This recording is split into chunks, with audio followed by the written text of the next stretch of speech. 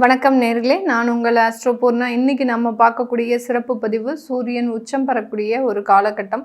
மேஷ ராசியில சூரியன் எப்போதுமே உச்சமாகுவார். அதே மாதிரி தமிழ் மாதமான சித்திரை மாதம் ஆரம்பிக்கும் போதே கோடை காலம் அப்படின்றது வரும். அந்த கோடை காலத்தில் அந்த சூரியன் உச்சம் பெறதுனால தான் இந்த மாதிரியான வெப்பத்தின் தாக்கம் அப்படின்றது அதிகப்படியாக இருக்கும்.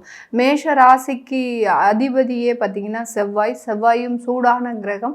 இந்த இடத்துல சூரியன் உச்சம் பெறும்போது இந்த மாதிரியான வெப்பத்தின் தாக்கம் அப்படின்றது அதிகப்படியாக இருக்கும்.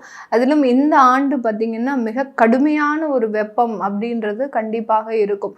அதாவது எப்போதுமே குளிர் பிரதேசமாக இருக்கக்கூடிய ஒரு இடங்கள் கூட மிகவும் ஒரு கடுமையான ஒரு தாக்கத்தை சந்திக்கக்கூடிய ஒரு நேரம். ஏன்னா இந்த இடத்துல அந்த செவ்வாயும் சேர்ந்து பயணிக்க போறார். இந்த இடத்துல பார்த்தீங்கன்னா இந்த வருடத்துல இந்த சித்திரை மாதத்துல செவ்வாய் பகவானும் சேர்ந்து இந்த சூரியனோட பயணிக்கும் போது கண்டிப்பாக வெப்பத்தின் தாக்கம் அப்படின்றது 10ஆம் தேதி மே மாதத்திற்கு பிறகு அதிகப்படியாக இருக்கக்கூடிய ஒரு அமைப்பாக இருக்கும். இந்த சூரியன் உச்சம் பெறக்கூடிய இந்த காலகட்டத்தில் கன்னி ராசி என்பவர்களுக்கு ராசிக்கு 8ஆம் இடத்துல சூரியன் உச்சம் ஆகிறார். இந்த 8ஆம் இடம்ன்றது அதிகப்படியான வேதனைகளை தரக்கூடிய ஒரு பாவகம் தான். இந்த 8ஆம் இடத்துல ஏதாவது ஒரு கிரகம் இருக்கு அப்படின்னா அந்த இடத்துல ஒரு மாதம் இல்லை ஒரு நாள் ஒரு 2 நாள் இருந்தா கூட அந்த சந்திரன் வரும்போது தான் நம்ம என்ன சொல்கிறோம், 8ஆம் இடத்துல சந்திரன் வரும்போது தான் சந்திராஷ்டமம் சொல்கிறோம். அந்த சந்திராஷ்டமம் அன்னைக்கு யாராலையுமே வாயை அமைதியாக வச்சுக்கவே முடியாது. ஏதாவது ஒன்று திங்க் பண்ணி யார் மேலேயாவது கோபம் வந்து அந்த கோபத்தை இன்னைக்காவது நம்ம காமிச்சே ஆகணும். கிட்டத்தட்ட ஒரு 10 வருடங்களாக அமைதியாக இருந்த ஒரு நபர்கள் கூட அந்த சந்திராஷ்டமம் அன்னைக்கு அதிகப்படியாக தன்னுடைய விஷயங்களை, அதாவது தன்னுடைய உணர்வுகளை வெளிப்படுத்தக்கூடிய ஒரு நேரமாக இருக்கும். எதுக்காக சொல்கிறேன் அப்படின்னா, அந்த 2 நாள் போதும். அஷ்டமத்தில் ஏதாவது ஒரு கிரகங்கள் இருந்தது அப்படின்னா நம்மளே டோட்டலாக காலி பண்ணாமல் போகவே போகாது. அதுலேயும் இந்த கன்னிராசி என்பவர்களுக்கு இப்போ 1 மாத காலகட்டத்திற்கு அந்த சூரியன் அங்கே உச்சம் பெற போகிறார்.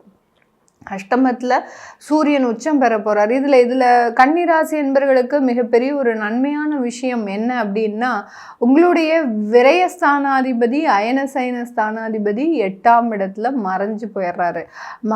அதாவது கெட்டவன் கெட்டிடில் கிட்டிடும் ராஜயோகம் அப்படின்ற மாதிரியாக இப்போ இந்த கன்னிராசி என்பவர்களுக்கு சின்னதாக ஒரு நன்மைகளும் நடக்கும். அதே சமயத்தில் சில இடத்துல நிறைய ஏமாற்றங்கள், விரயங்கள், அதாவது ஆன்லைன் ஸ்கேம்னு சொல்லுவோம் இல்லையா, உங்களுக்கு ஒரு 40,000 ரூபாய் கொடுக்குற மாதிரி கொடுப்பாங்க. இந்த ஏப்ரல் 14ஆம் தேதியிலிருந்து மே மாதம் 14ஆம் தேதி வரைக்கும் பார்த்தீங்கன்னா உங்களை தேடி சில பணவரவுகள் வரும்.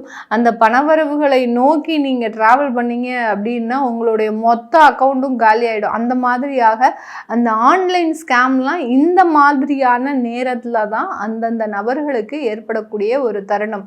இப்போ இதில் உங்களுடைய தசாபுத்தி வலிமையாக இருக்கு அப்படின்னா இந்த கன்னிராசி என்பர்கள் ஏமாற மாட்டாங்க.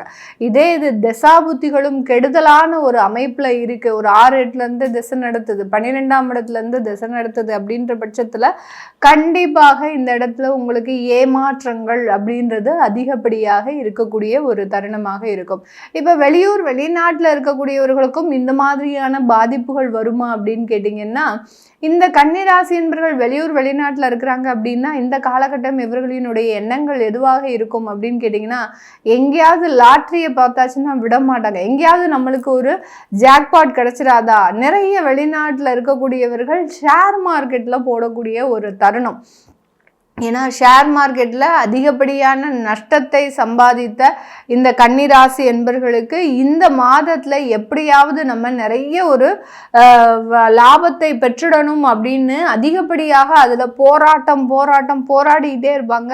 கடைசி இந்த மாதம் முடிவதற்கு முன்னாடி உங்களுக்கு அதிகப்படியான ஒரு நஷ்டம் அப்படின்றது கண்டிப்பாக இருக்கும். ஒரு இடத்துல நீங்கள் லாபம் பார்க்குறீங்க, கண்டிப்பாக பார்ப்பாங்க. இந்த கன்னிராசி என்பவர்கள் இந்த ஷேர் மார்க்கெட்டில் வெளிநாட்டில் இருக்கக்கூடியவர்கள்லாம் பார்த்தீங்கன்னா ஏதோ ஒரு இடத்துல நீங்கள் லாபம் பார்க்குறீங்க அப்படின்னா அதோட இந்த மாதத்தை முடிச்சுட்டு வெளியில் வந்துடும். அதுக்கு மேலே நீங்கள் இந்த மாதத்தில் நீங்கள் அந்த ஷேர் மார்க்கெட்டில் இன்வெஸ்ட் பண்ணீங்க அப்படின்னா கண்டிப்பாக மேலும் பல இழப்புகளை சந்திக்கிறதுக்கு உண்டான ஒரு நேரமாக இருக்கும். ஏன்னா கெட்டவன் கெட்டிடில் கிட்டிடும் ராஜயோகம் அப்படின்னு சொல்கிற மாதிரியாக ஏதோ ஒரு இடத்துல உங்களுக்கு ஒரு ஜாக்பாட் இருக்குது, அந்த ஜாக்பாட் கிடச்சிருச்சு அப்படின்னா அமைதியாக இருக்கிறது நல்லது. அதை விட்டுட்டு இன்னும் நம்மளுக்கு நல்ல நடக்கும் அப்படின்னு நினச்சி நீங்கள் சில விஷயங்களை செய்யும் போது அது மிகப்பெரிய ஒரு ஏமாற்றத்தை கண்டிப்பாக கொடுக்கக்கூடிய ஒரு தருணம். நிறைய கன்னிராசி என்பர்கள் வயதானவர்கள் உங்களுடைய உடல் நலனில் ரொம்ப கேர்ஃபுல்லாக இருக்கணும். ஏன்னா அயனசயன ஸ்தானாதிபதி 8ஆம் இடத்துல உச்சம் பெறும்போது வயதானவர்களுக்கு அதிகப்படியான நெருக்கடிகளை கொடுக்கக்கூடிய ஒரு தருணம்.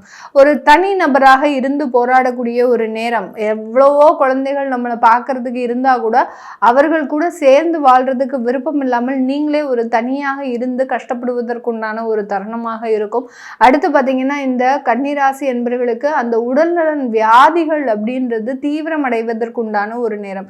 நிறைய பேருக்கு பார்த்தீங்கன்னா கண் சம்பந்தப்பட்ட அறுவை சிகிச்சைகள் செய்யறதுக்கு உண்டான ஒரு நேரமாகவும், அடுத்து பார்த்தீங்கன்னா மூட்டு வலி சம்பந்தப்பட்ட சில பிரச்சனைகளுக்கு, அதாவது மாற்று மூட்டு அறுவை சிகிச்சை அப்படின்ற மாதிரி டிரான்ஸ்பிளான்ட் பண்ணுறதுக்கு உண்டான ஒரு நேரமாகவும், அடுத்து இருதயம் சம்பந்தப்பட்ட சில பிரச்சனைகள் வருவதற்குண்டான ஒரு நேரமாகவும் தான் இந்த கன்னி ராசி என்பவர்கள் ரொம்ப உடல் நலன்ல கேர்ஃபுல்லாக இருக்கணும்.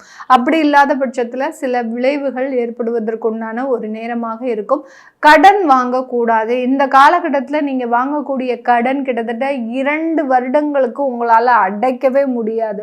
மேடம் எப்போது வாங்குற கடன் தான், மாதம் ஆனால் இது ஒரு ரொட்டேஷனுக்காக நாங்கள் சில இடத்துல வாங்குவோம், கடைசி கொடுத்துருவோம் அப்படின்ற மாதிரியாக சில பேர் இருப்பாங்க கன்னிராசி என்பர்கள். ஏன்னா காலபுருஷனுக்கு 6ஆம் இடத்துல இருக்கக்கூடிய இந்த கன்னிராசி என்பர்கள் அந்த கடனை வச்சே வாழ்க்கையை நடத்தக்கூடியவர்கள். எப்படியாவது அந்த ரொட்டேஷன் மாற்றி அங்கே போட்டு இங்கே போட்டு புரட்டி போட்டு வாழ்க்கையை நடத்தக்கூடியவர்கள் இந்த கன்னிராசி என்பர்கள். ஆனால் இந்த மாதம் மாத்திரம் நீங்கள் அந்த வேலையை செய்யக்கூடாது. செஞ்சீங்க அப்படின்னா இந்த மாதத்தில் ஏற்படக்கூடிய கடனால் உங்களுடைய நல்லது நடக்கக்கூடிய இடத்துல கூட மிகப்பெரிய ஒரு கெடுதல்கள் ஏற்படக்கூடிய ஒரு நேரமாக இருக்கும். இது எல்லாமே நம்ம கோச்சார நிலவரப்படி பலன்களை கணிச்சு சொல்லியிருக்கிறோம். இந்த காலகட்டத்தில் உங்களுடைய சுய ஜாதகத்தில் இருக்கக்கூடிய பலன்களை தெரிஞ்சுக்கணும் விருப்பப்படுறாங்க. ஏன்னா நம்ம திடீர்னு ஜாக்பாட் அடிக்கும் சொல்லியிருக்கிறோம், திடீர்னு உங்களுக்கு இழப்புகள் வரும்னு சொல்லியிருக்கிறோம். அப்போ உங்களுடைய தசாபுத்திகளை பொறுத்து தான் அந்த விளைவுகள் ஏற்பட போகுது. அதை பார்க்கணும் விருப்பப்படுறவங்க கீழே இருக்கிற நம்பருக்கு வாட்ஸ்அப்பில் அப்பாயின்மெண்ட் வாங்கிக்கிட்டு நீங்கள் கன்சல்ட் பண்ணிக்கலாம். உங்களுடைய குழந்தைகளுக்கு ஜாதகம் எழுதணும், நியூமராலஜி படி பேர் வைக்கணும்னு நினைக்கிறவங்களும் கீழே இருக்கிற நம்பருக்கு வாட்ஸ்அப்பில் மெசேஜ் அனுப்புங்க. அதற்குண்டான விவரங்கள் தெரிய வரும். உங்களிடமிருந்து விடைபெறுவது உங்கள் ஆஸ்ட்ரோ பூர்ணா. நன்றி, வணக்கம்.